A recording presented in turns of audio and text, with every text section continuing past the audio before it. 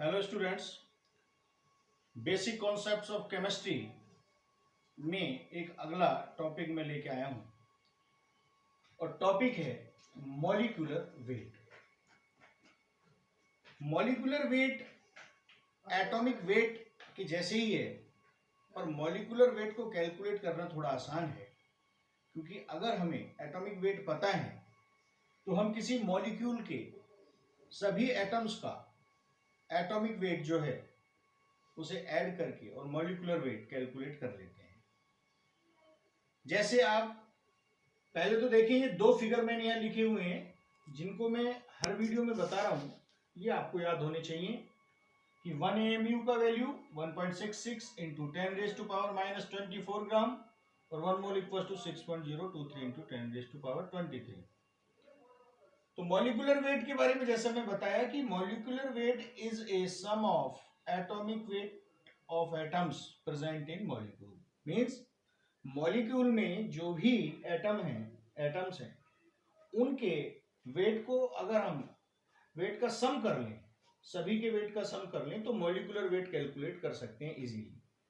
जैसे H2O में दो हाइड्रोजन एटम है, एक ऑक्सीजन एटम है। हाइड्रोजन एटम का जो एटॉमिक वेट होता है वो 1 AMU या 1U, जिसको यूनिफाइड मास, ये U है, तो दो हाइड्रोजन का 2U हो गया, एक ऑक्सीजन एटम का 16U हो गया।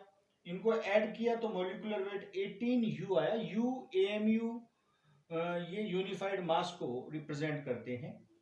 ऐसे NH3 में नाइट्रोजन का 14U होता है, हाइड्रोजन 3 है तो 3U हो गया, क्योंकि हाइड्रोजन का 1U होता है, तो टोटल मॉलिक्यूलर वेट 17U हो गया। जैसे एसिटिक एसिड में अगर हमें एसिटिक एसिड में जैसे दो कार्बन है तो दो कार्बन, एक कार्बन का 12 AMU होता है, तो दो कार्बन का 12 इंटू 2 AMU हो जाएगा। ऐसे ही 4 हाइड्रोजन है, एक हाइड्रोजन का 1 AMU होता है, तो 4 का 4 इंटू 1 हो जाएगा। ऑक्सीजन का 16 AMU होता है, दो ऑक्सीजन का 16 इंटू 2 AMU हो जाएगा।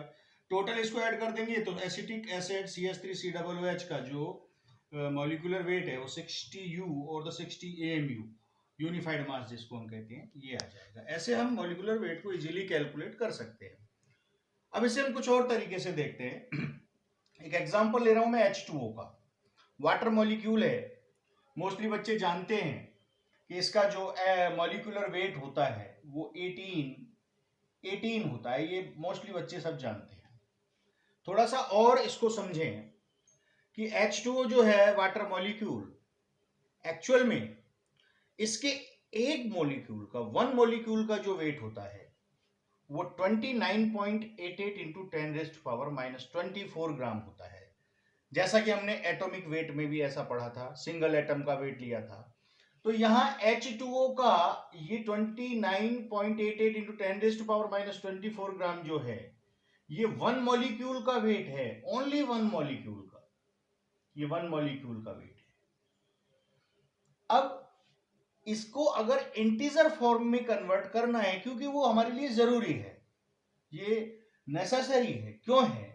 क्योंकि इस फॉर्म में वेट हम यूज नहीं कर सकते इजीली, कैलकुलेशंस में इजी नहीं होते हैं।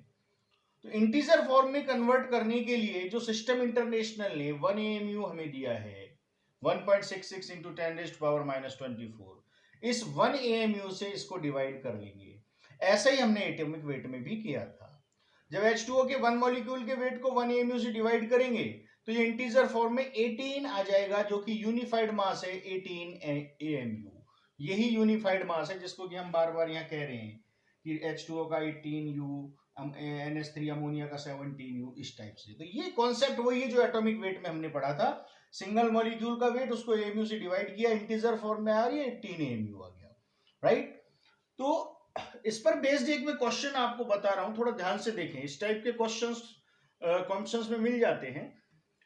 क्वेश्चन क्या है, थोड़ा ध्यान से सुनना इसे। The weight of one molecule of compound having molecular formula MH3 is 28.22 into 10⁻⁻24 gram. Then identify the symbol M। M जो है उसको हमें आइडेंटिफाई करना है। एक हमें मॉलिक्यूलर फॉर्मूला दिया है कंपाउंड का MH3।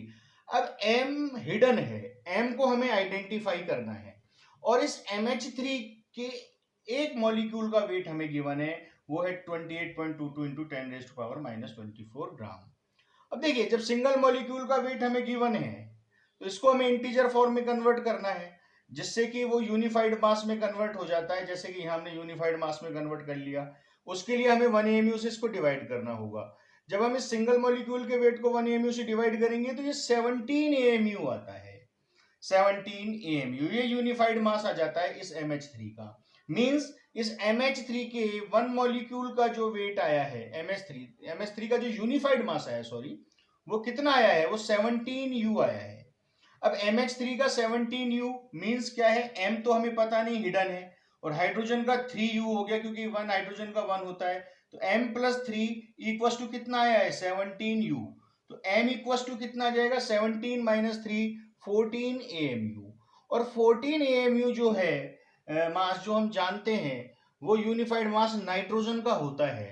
तो ये जो M हिडन है ये क्या हो गया? नाइट्रोजन हो गया। फिर देख लें, सिंगल मॉलिक्यूल का वेट गिवन है MH3 के सिंगल मॉलिक्यूल का, इसको इंटीजर फॉर्म में कन्वर्ट करने के लिए AMU से डिवाइड किया तो 17 AMU आया। मींस MH3 का यूनिफाइड मास कितना आया? 17U। M का हमें मालूम नहीं, हाइड्रोजन का 3U हो गया। M + 3U equals to 17U, तो M इक्वल्स टू 14 AMU आ गया। 14 किसका होता है यूनिफाइड मास? नाइट्रोजन का। तो जो M जो है, जो हिडन है, वो क्या है? वो नाइट्रोजन है। इस टाइप से हम इस क्वेश्चन को सॉल्व कर सकते हैं। आगे की वीडियो में और क्वेश्चंस डालूंगा ऐसे ही, आप देखते रहिए। Thank you.